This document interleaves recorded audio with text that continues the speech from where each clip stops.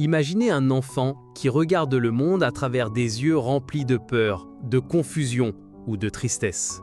Cet enfant, c'est peut-être vous, ou quelqu'un que vous connaissez. Le traumatisme infantile n'est pas juste un mot compliqué dans un livre de psychologie. C'est une réalité silencieuse qui façonne des vies entières.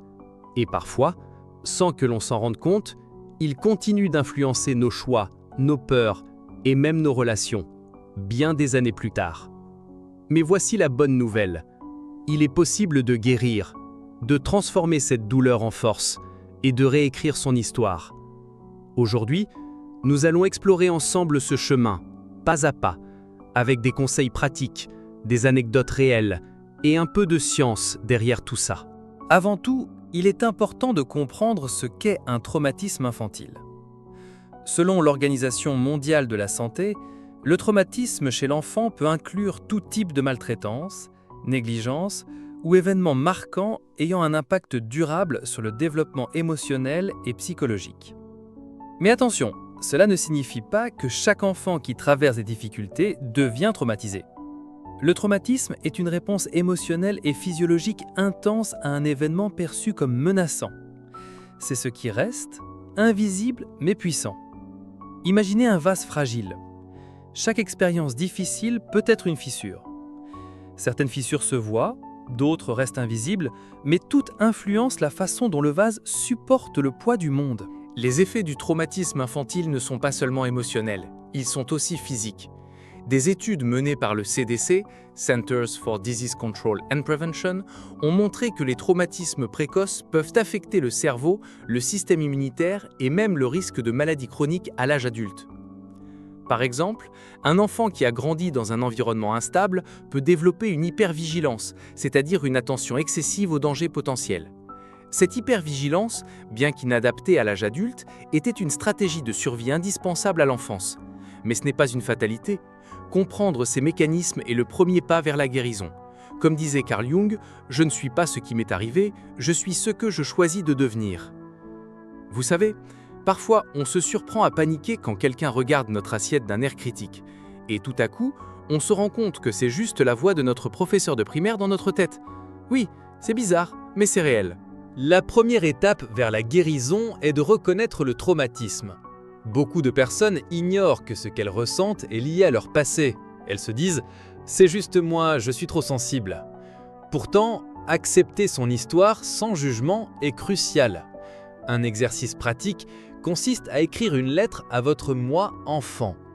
Parlez-lui avec compassion, dites-lui que vous comprenez sa peur, sa colère et que vous êtes là pour le protéger maintenant.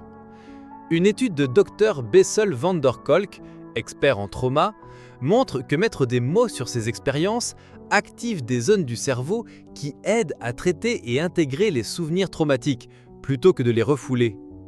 L'acceptation ne signifie pas oublier ni excuser les événements douloureux. Cela signifie simplement reconnaître ce qui s'est passé et décider de ne plus laisser ces expériences contrôler votre présent. Maintenant, passons à des outils concrets pour avancer. Thérapie et soutien professionnel. La thérapie cognitivo-comportementale TCC, l'EMDR ou la thérapie somatique sont efficaces pour traiter les traumatismes. Trouver un professionnel bienveillant peut transformer votre vie. Pratique de la pleine conscience et respiration. Le traumatisme peut provoquer des réactions automatiques, comme l'anxiété ou la colère. La méditation et les exercices de respiration activent le système parasympathique, vous aidant à retrouver le calme. Exprimer sa créativité. Écrire, peindre, chanter, ces activités permettent de libérer des émotions enfouies sans avoir à les verbaliser. Créer des routines sécurisantes. Les traumatismes infantiles perturbent le sentiment de sécurité. Construire des rituels simples, comme un rituel du matin ou une promenade quotidienne, aide le cerveau à se sentir stable. Prenons l'exemple de Marie, qui a grandi dans une famille conflictuelle. Elle a commencé à tenir un journal tous les soirs. Au début, c'était juste des phrases simples. Aujourd'hui, j'ai survécu. Après quelques mois, elle écrivait ses rêves, ses espoirs. Et finalement, elle se sentait capable de faire face à des situations qu'elle évitait depuis des années. C'est ça le pouvoir de la pratique quotidienne. Le traumatisme peut devenir une source de résilience. Viktor Frankl, survivant de l'Holocauste et psychiatre, disait « Ce qui ne détruit pas nous rend plus forts ». Mais attention, la transformation ne signifie pas nier la souffrance. Il s'agit de la reconnaître et de l'utiliser pour créer du sens dans votre vie.